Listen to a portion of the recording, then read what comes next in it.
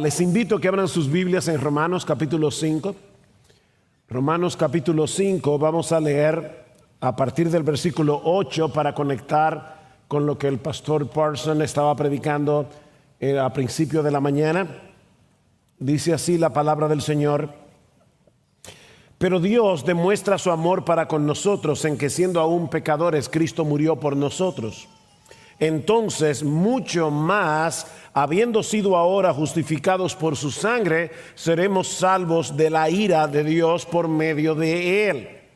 Porque si cuando éramos enemigos fuimos reconciliados por Dios por la muerte de su Hijo, mucho más, habiendo sido reconciliados, seremos salvos por su vida.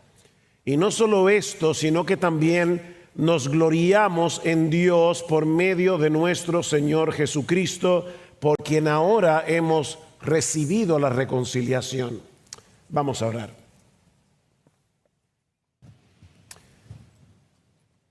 Señor, a lo largo de estos 2 días hemos estado contemplando el diamante del Evangelio a través de diferentes aristas, a través de diferentes partes, por medio del capítulo 5 de Romanos. Y te damos muchas gracias por recordarnos lo que Jesucristo hizo por nosotros de pura gracia por medio de la fe.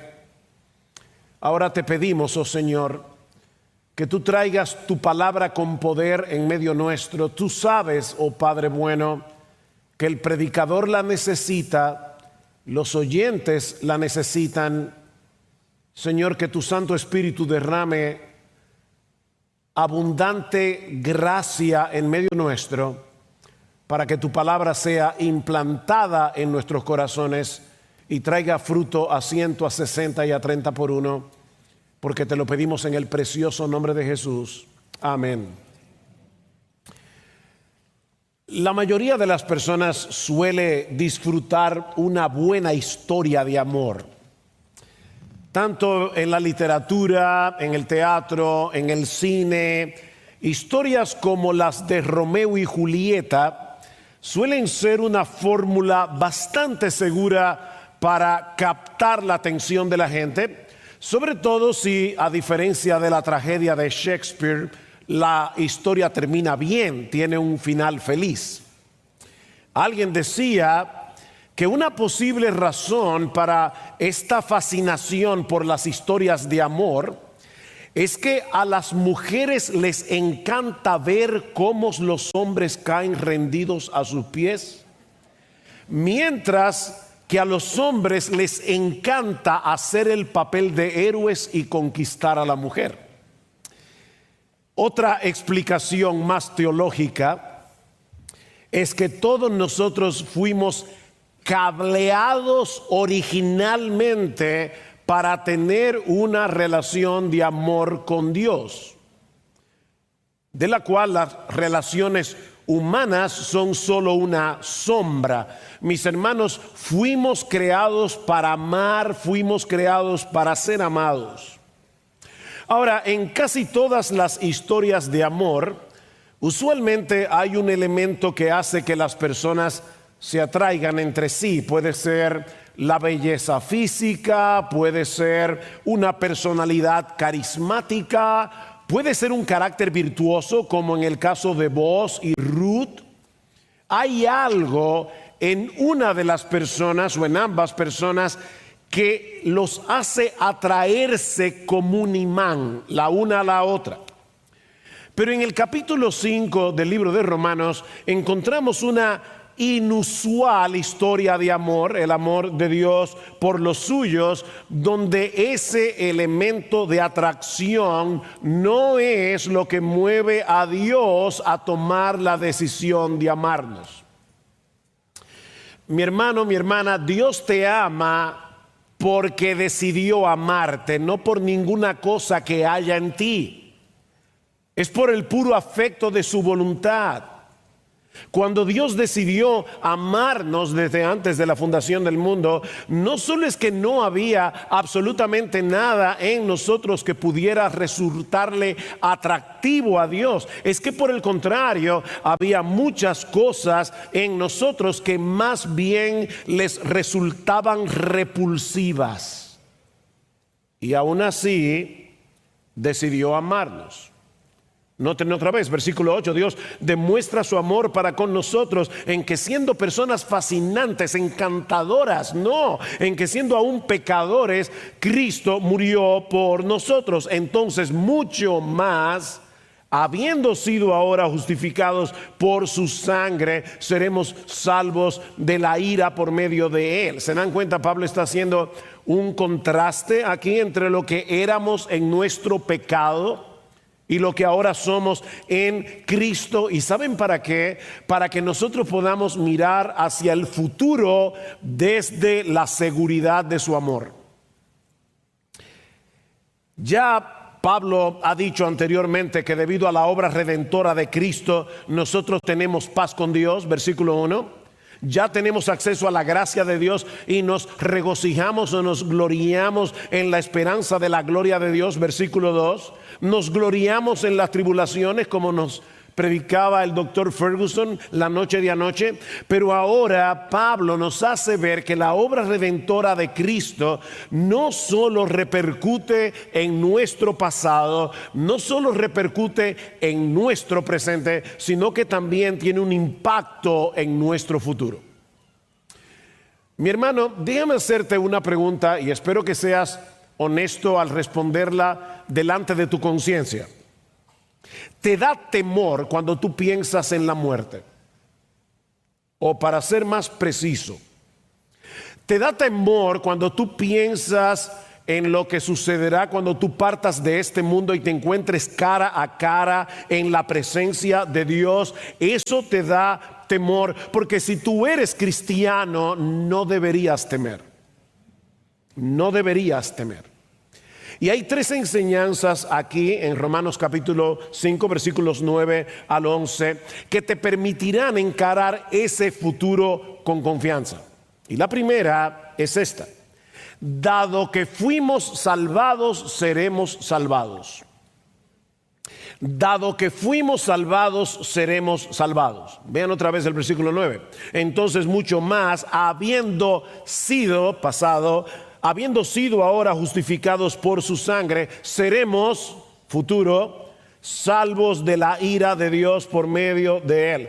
Porque si cuando éramos enemigos fuimos reconciliados con Dios, pasado, por la muerte de su Hijo, mucho más, habiendo sido reconciliados, seremos salvos, futuro, seremos salvos por su vida. Dado que fuimos salvados, seremos salvados. Dos veces Pablo usa la frase mucho más. ¿Se dieron cuenta? Versículos 9 y 10. Ya fuimos justificados, ya fuimos reconciliados, dice Pablo, y Dios hizo ambas cosas cuando no lo merecíamos, cuando de hecho merecíamos todo lo contrario. Dios nos justificó, nos reconcilió por amor cuando tenía todas las razones del mundo para rechazarnos eternamente. Y lo que Pablo está diciendo ahora es: cuánto más podemos ahora que ya fuimos justificados, que ya fuimos reconciliados, cuánto más deberíamos estar seguros en su amor. ¿Recuerdan cuando Jacob vio a Raquel por primera vez? Su belleza física fue como un flechazo. Jacob se enamoró de Raquel a primera vista. ¿Por qué? Bueno, porque era de bella figura y de hermoso parecer, dice en Génesis 29, 17. Así que si Raquel hubiera sido totalmente desagradable a los ojos de Jacob, la historia hubiera sido otra. Bueno, lo que Pablo está diciendo en este pasaje de Romanos 5 es que nosotros éramos la mujer fea y repugnante que Cristo decidió tomar como esposa. O sea, en vez de ser como Raquel, en vez de ser como Ruth, tú y yo éramos como Gomer, la esposa adúltera que Oseas tomó como mujer por mandato de Dios. Y eso es precisamente, mis hermanos, lo inusual, lo sorprendente de esta historia de amor, que Cristo no nos ama por ser atractivos, sino que nos ama a pesar de lo que somos para luego hacernos atractivos. Él nos dio vida cuando estábamos muertos en nuestros delitos y pecados, dice Pablo en Efesios 1. En cierta ocasión, un profesor de teología preguntó a sus alumnos: ¿hay algo que un muerto pueda hacer? Por supuesto que no, respondió uno de los estudiantes. No hay nada que un muerto pueda hacer. Y el profesor lo corrigió y le dijo: bueno, sí hay una cosa que el muerto puede hacer: heder. ¿Recuerdan cuando Lázaro estaba en la tumba y Cristo lo va a resucitar y Marta le dice: Señor, hiede ya, porque hace 4 días que murió? Bueno, cuando me imagino a los ángeles pensando: Señor, que tú vas a buscar, que hiede ya. En una conferencia, John Gerstner, gran teólogo norteamericano, que por cierto fue una tremenda influencia para R.C. Sproul, le decía a la audiencia: es que todos nosotros en nuestros pecados éramos ratas inmundas. Y cuando él terminó de predicar, una persona se le acercó y le dijo: hombre, doctor Gerstner, algunos hermanos y personas que estaban en la audiencia se sintieron ofendidos por lo de las ratas. Y John Gerstner, en su peculiar estilo de enseñar y predicar, se paró en la próxima conferencia y dijo: me han dicho que algunos de ustedes se sintieron ofendidos por lo que yo dije, así que públicamente quiero pedirle excusas a las ratas. Hermanos, yo sé que esto puede sonar ofensivo, pero déjame decirte una cosa: esa es la descripción que Dios hace del hombre en su pecado, y si tú no lo entiendes, no vas a poder apreciar la obra de Cristo por ti. No vas a poder apreciar el evangelio. Estábamos muertos en nuestros delitos y pecados cuando Él nos dio vida juntamente con Cristo. Hay muchas personas que creen que lo único que se requiere para que un hombre se convierta a Cristo es una buena persuasión. Y ustedes ven ahí a los predicadores, predican 15 minutos y hacen un llamado de 45 minutos, tratando de persuadir a las personas a que se conviertan. Déjame decirte algo: lo que se requiere para que una persona se convierta a Cristo no es una buena persuasión, es una buena resurrección. Y eso solamente puede hacerlo Cristo. Eso no lo puede hacer ningún predicador del mundo. Y el argumento de Pablo aquí es que si Dios hizo lo que hizo a nuestro favor cuando estábamos muertos, cuando hedíamos en nuestro pecado, cuánto más, ese es el argumento, ahora que somos sus hijos. Eso es lo que se conoce como un argumento a fortiori. Y yo sé que eso suena raro, pero un argumento a fortiori simplemente es cuando tú usas un argumento usando la frase ¿con cuánta más razón?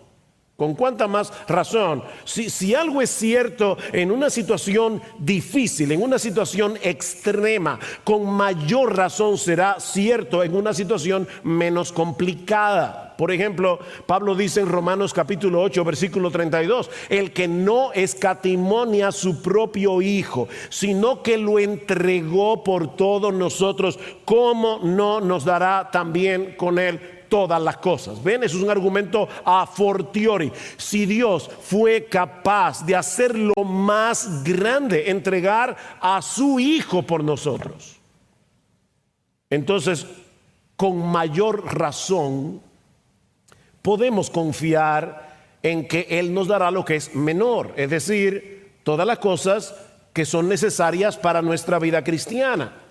Bueno, es el mismo argumento de Pablo en Romanos capítulo 5. Si Dios hizo lo más difícil, que fue justificarnos, reconciliarnos cuando éramos sus enemigos, ¿cómo podemos dudar, mis amados hermanos, de que Él nos salvará de su ira en el día del juicio y nos recibirá en su bendita presencia?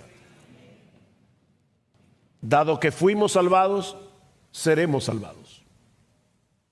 Sobre todo tomando en cuenta el incalculable precio que Él pagó para nuestra justificación, para nuestra reconciliación. Lo que nos lleva a la segunda enseñanza de este pasaje, y es que fuimos salvados y seremos salvados únicamente por Cristo. Fuimos salvados, seremos salvados únicamente por Cristo. Y ese es un énfasis más que evidente en todo este pasaje. En el versículo 1 dice Pablo: por tanto, habiendo sido justificados por la fe, tenemos paz para con Dios. ¿Por medio de quién?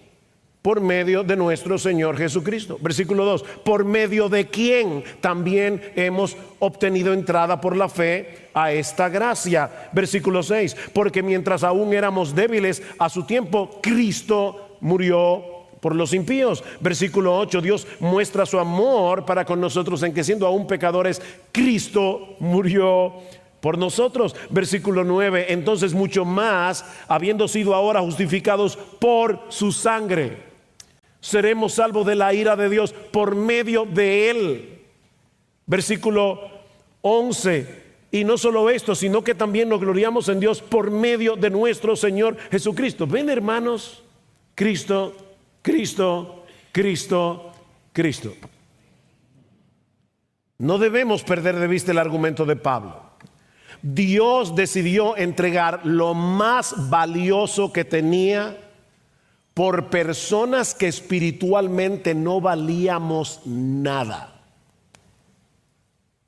Personas que merecíamos ser condenadas en el infierno por nuestro pecado.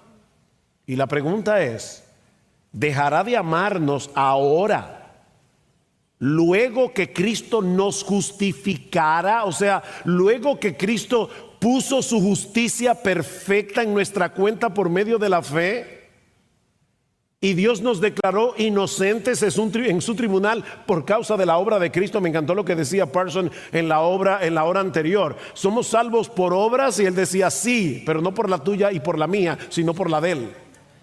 Somos salvos por la obra de Cristo. Y ahora Dios nos va a desechar cuando lleguemos a su presencia. Cristo derramó su sangre en la cruz para que Dios pudiera declararnos justos en su tribunal. Mis hermanos, lo que eso significa es que Cristo en la cruz absorbió toda la ira que tú y yo merecíamos por todos nuestros pecados, presentes, pasados y futuros. Cristo es el hoyo negro de la justicia de Dios.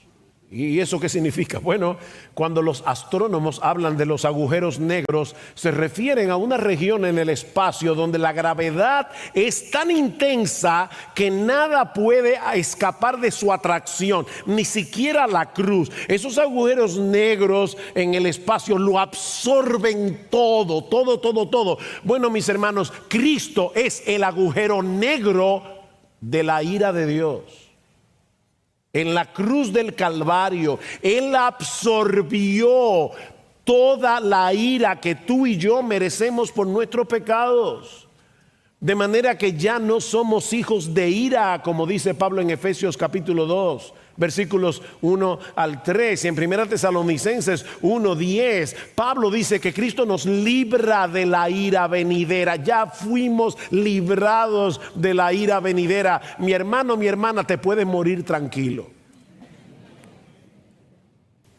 ¿Existe alguna posibilidad de que un verdadero creyente termine siendo condenado en el día del juicio, ahora que por causa de Cristo estamos en paz con Dios? La enemistad que nos separaba de nuestro Padre fue removida.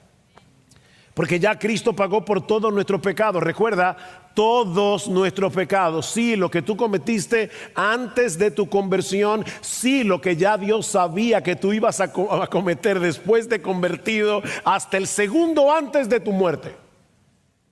Cristo pagó por esos pecados. Versículo 10. Porque si cuando éramos enemigos fuimos reconciliados con Dios por la muerte de su Hijo, mucho más, habiendo sido reconciliados, seremos salvos por su vida. En otras palabras, mis hermanos, ¿existe alguna posibilidad de que habiendo sido reconciliados por medio de Cristo, Dios nos declare la guerra otra vez? No, eso es completamente absurdo. Podemos llegar al día del juicio con esa confianza, porque nuestra salvación depende enteramente de Él, no de nosotros. Mi hermano, Él fue que tomó la iniciativa de escogernos. Él fue que tomó la iniciativa de atraernos hacia Él. Él fue que tomó la iniciativa de hacernos sus amigos. Él fue que tomó la iniciativa. ¿Cómo puede ser que termines en el infierno si tú eres cristiano?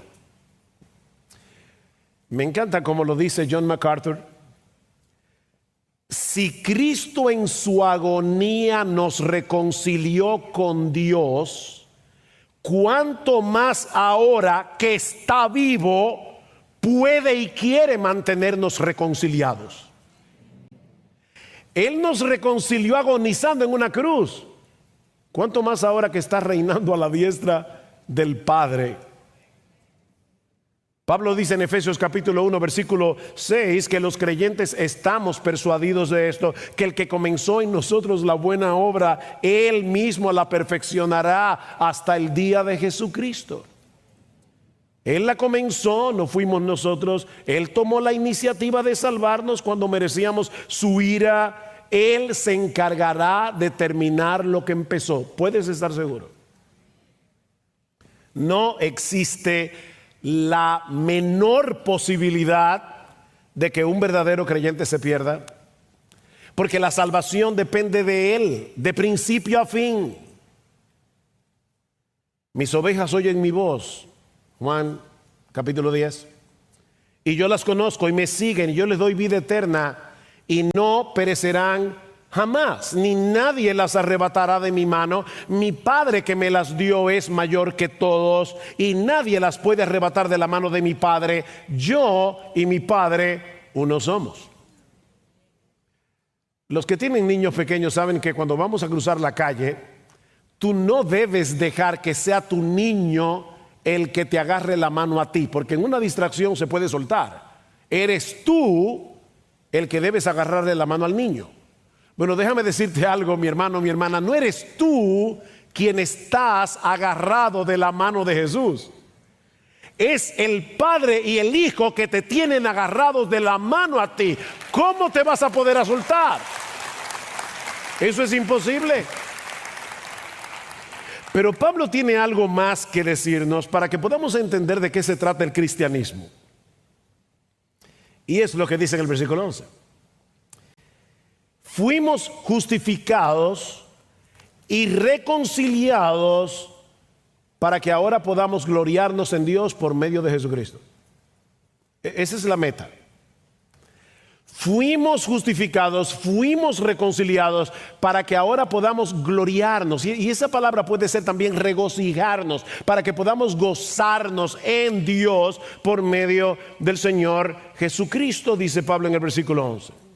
Ya Pablo nos ha dicho que el costo de nuestra salvación fue la vida de nuestro Señor Jesucristo. Ahora, mis hermanos, déjenme hacerles una pregunta. ¿Qué fue lo que Cristo compró para nosotros a precio de su sangre? Alguien puede decir, oh pastor, el perdón de nuestros pecados y el don de la vida eterna. Muy bien, eso es verdad. Pero ese perdón no es un fin en sí mismo. Eso es un medio para lograr un fin. Fuimos justificados por Dios por medio de la fe. Escúchame bien, mi amado hermano, mi amada hermana.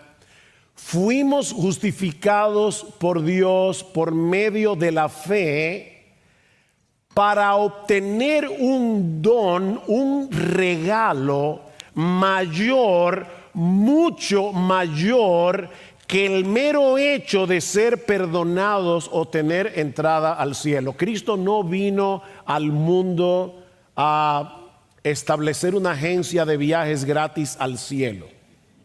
El propósito fue otro.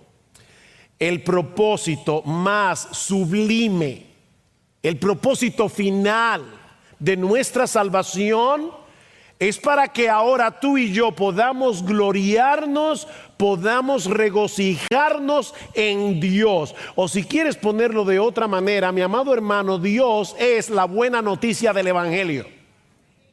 Dios, no las puertas de perlas, no el mar de cristal. Dios es la buena noticia del Evangelio. Fuimos reconciliados con Dios por la muerte de su Hijo, para que ahora podamos tener comunión con Dios, regocijarnos en Dios, gloriarnos en Dios, deleitarnos en Dios, admirar a Dios, adorar a Dios. Ese es el propósito. ¿Recuerdan cómo Jesús define la vida eterna en Juan 17? Versículo 3. Y esta es la vida eterna, que te conozcan a ti, el único Dios verdadero, y a Jesucristo, a quien has enviado. Jesús no define la vida eterna en función del tiempo, de una vida sin fin. No. Él define la vida eterna en función de una relación. La vida eterna no sería un regalo si no tuviéramos la capacidad de disfrutar al ser más disfrutable de todo el universo. No sería un regalo. Decía un autor de la Edad Media: el cielo es el cielo porque Cristo va a estar allí, y aún el infierno sería el cielo si Cristo estuviera allí también. Es Cristo, es Cristo, es Cristo. Lo que hace deseable la vida eterna es que estaremos en la presencia de nuestro Señor. De hecho, noten cómo Cristo define el infierno: apartaos de mí, hacedores de maldad. Mateo 7:23. O sea, lo que va a ser terrible de estar en el infierno es que vamos a estar, la persona que esté allí estará apartada. Cristo define el infierno como: apartaos de mí, hacedores de maldad, porque es terrible estar alejado de eso.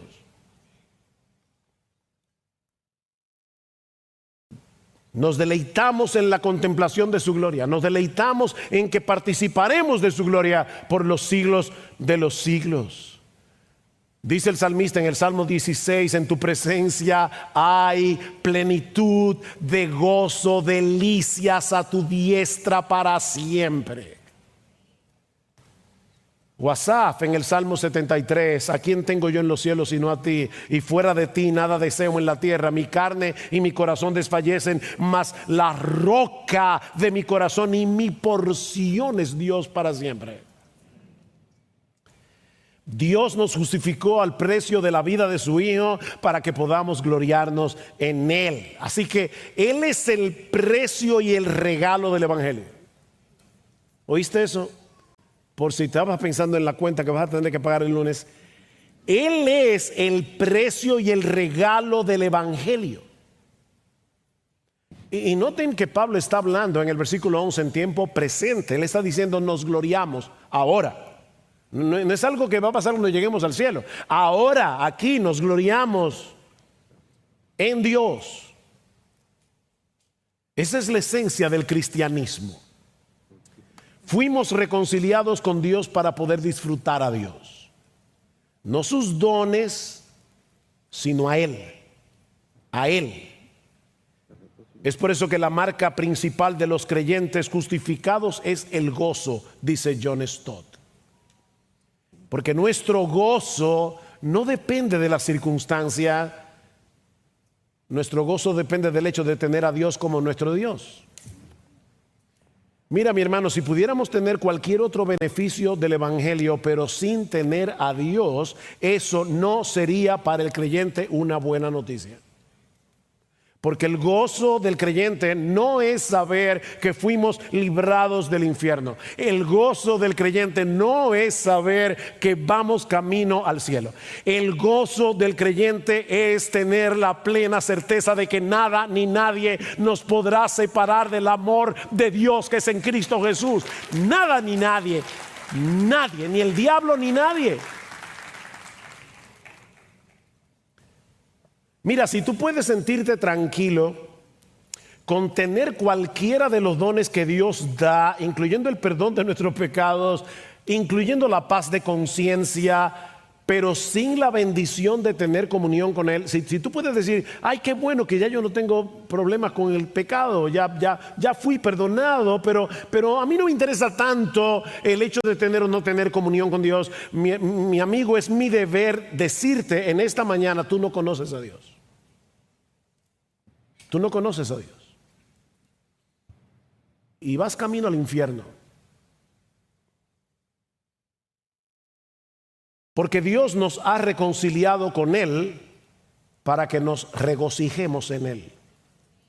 Eso es lo que dice Romanos 5:11. Es por eso que el cristiano puede tener gozo en medio del sufrimiento. Porque en medio del dolor, Él sabe que nada ni nadie puede separarnos de Dios.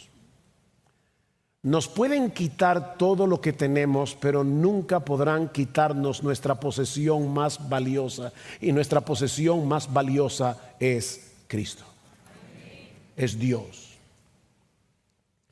Así que en medio de la aflicción más dura y más amarga, el creyente puede decir como Habacuc, aunque la higuera no florezca, ni en las vides haya frutos, aunque falte el producto del olivo y los labrados no den mantenimiento y las ovejas sean quitadas de la majada y no haya vacas en los corrales. Escuchen, con todo yo me alegraré en Jehová. Es que nadie puede quitarnos a Jehová. Me lo quitaron todo, pero yo me gloriaré, me alegraré en Jehová y me gozaré en el Dios de mi salvación. Qué gloria, hermanos, qué glorioso es ser cristiano. Sí, yo sé que hay momentos en que un verdadero creyente puede atravesar por un periodo de frialdad espiritual en el que no se esté regocijando en Dios como en otros tiempos. Y mi hermano, si tú viniste a esta conferencia de Ligonier en ese estado, si ese es tu caso, mira el texto otra vez, porque aquí se encuentra la clave para el remedio de ese mal. Pablo dice que nos gloriamos o nos gozamos en Dios por medio de nuestro Señor Jesucristo. Aquí está la clave. Es por medio de Él que ahora tenemos paz con Dios. Versículo 1, ¿recuerdan? Es por medio de Él que ahora tenemos acceso pleno al Dios de gracia. Versículo 2, es por medio de su vida y de su muerte que fuimos justificados y reconciliados, y es por medio de Él que nos gloriamos en Dios. Mañana muchos de ustedes, espero, o todos ustedes van a ir a una iglesia a adorar a Dios. Y ciertamente no siempre vamos a la iglesia con el mismo ánimo, con el mismo espíritu de adoración. Yo le he dicho esto a los hermanos de nuestra iglesia y lo voy a repetir aquí. Vamos a suponer por un momento que mañana, cuando te estés cambiando y preparando para irte a la iglesia donde vayas a adorar, lo que voy a decir ahora sé que va a sonar rarísimo en una convención de este tipo, pero es una mera ilustración. Imagínate que tú te estás preparando para ir a la iglesia y tienes un éxtasis, una visión. Y en esa visión, Dios te lleva por 5 minutos al infierno. Y durante 5 minutos, tú experimentas lo que van a percibir los condenados eternamente en el infierno. Escuchas los gritos de los condenados, sientes el peso de tu culpa, del abandono de Dios. 5 minutos en el infierno. Pero luego te llevan en ese mismo éxtasis por 5 minutos al pie de la cruz. Y tú tienes la oportunidad de ver a Cristo, nuestro Salvador, con su corona de espinas, con sus manos y pies traspasados, en total agonía, gritando de dolor: Dios mío, ¿por qué me has abandonado? 5 minutos en el infierno, 5 minutos en la cruz. Y luego 5 minutos en el cielo. Y tú tienes la oportunidad de experimentar por 5 minutos lo que tú vas a experimentar en la gloria, en la presencia de tu precioso Señor y Salvador. Y a los 15 minutos termina el éxtasis y ahora vas a la iglesia. Pregunta: ¿tú adorarías igual? ¿Tú cantarías igual? ¿Escucharías la palabra igual? ¿Estarías igual de agradecido? Bueno, déjame decirte algo: tú no necesitas ese éxtasis. Tú no necesitas esa visión, porque tú tienes la palabra de Dios. Tú tienes la palabra de Dios. ¿Saben cuál es el problema? Lo que nos decía Bert Parson en la hora anterior es que no nos predicamos cada día el glorioso evangelio de Jesucristo. No recordamos cada día que tú y yo estábamos muertos en nuestros delitos y pecados. No recordamos cada día que tú y yo merecíamos el infierno. No recordamos cada día la agonía de nuestro precioso Señor y Salvador dando su vida por ti y por mí en una cruz. No recordamos la gloria que nos espera cuando partamos de este mundo hacia la presencia de nuestro Dios. Y porque no nos predicamos ese evangelio todos los días, no estamos listos para predicar. Estamos yendo a la iglesia en automático. Mañana, mi hermano, adora con gozo, adora con pasión a tu precioso Señor y Salvador, porque Él lo merece. Tú no necesitas esa visión. Tienes la palabra. ¿Quieres recobrar tu gozo en Dios? Medita en lo que Él ha hecho por ti. Medita en su obra de redención. Recuerda la condición en que tú te encontrabas cuando Él, por su Espíritu, te llamó a salvación y te aplicó sobrenaturalmente lo que Él hizo por ti en esa cruz hace 2000 años. Decía Benjamin Warfield que el cristiano es un milagro andante. El cristiano es un milagro andante. Tú eres un milagro andante si eres creyente. Detente y medita en esa realidad, en esa extraordinaria e inusual historia de amor que se revela en el evangelio. Medita en eso todos los días de tu vida. El Dios del cielo tomó la decisión de amar lo que no era amable, lo que no era digno de su amor, y al precio de la vida de su Hijo nos hizo dignos de su amor. Alguien decía: Dios, yo no era digno de ser salvado, pero era digno de ti salvar personas como yo. Era digno de ti. Toda la gloria es para Él. Esa es la demostración más formidable del amor de Dios. Mi hermano, no trates de interpretar el amor de Dios a la luz de tus circunstancias. Puede ser que estés rodeado de un mar de problemas ahora mismo. Mira la cruz. Mira la cruz. Esa es la base de nuestra seguridad en Cristo. el inconmovible e inmutable amor de Dios manifestado en el Calvario. Mi hermano, mira al bendito Hijo de Dios absorbiendo la ira infinita que merecías de parte de un Dios perfectamente santo, de un Dios perfectamente justo, hasta que veas renacer en tu corazón el gozo y la pasión por Él. Medita en eso.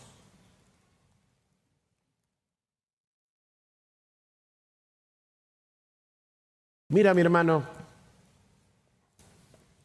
a veces escucho a personas que dicen, es que fulano es demasiado apasionado con esto del evangelio.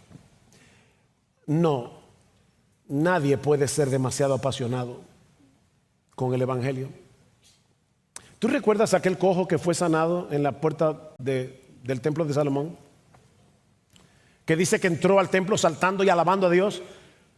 Nunca había caminado y ahora de repente fue sanado y entra al templo saltando y alabando a Dios. Ahora vamos a suponer por un momento que nosotros descubrimos aquel famoso túnel del tiempo. ¿Se acuerdan eso los más mayorcitos? Y podemos ir en el túnel del tiempo a la casa del cojo que fue sanado, pero 15 años después de su sanación. ¿Estaría saltando todavía? Lamentablemente muchos de nosotros nos acostumbramos a ser cristianos. No recordamos ese tiempo en que no podíamos caminar, no podíamos hacer nada para Dios, no podíamos tener comunión con Él. Olvidamos eso y por eso nos saltamos.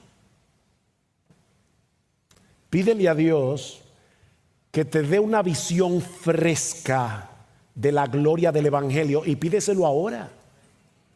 Pídeselo ahora. Necesitamos esa visión fresca del evangelio todos los días de nuestra vida.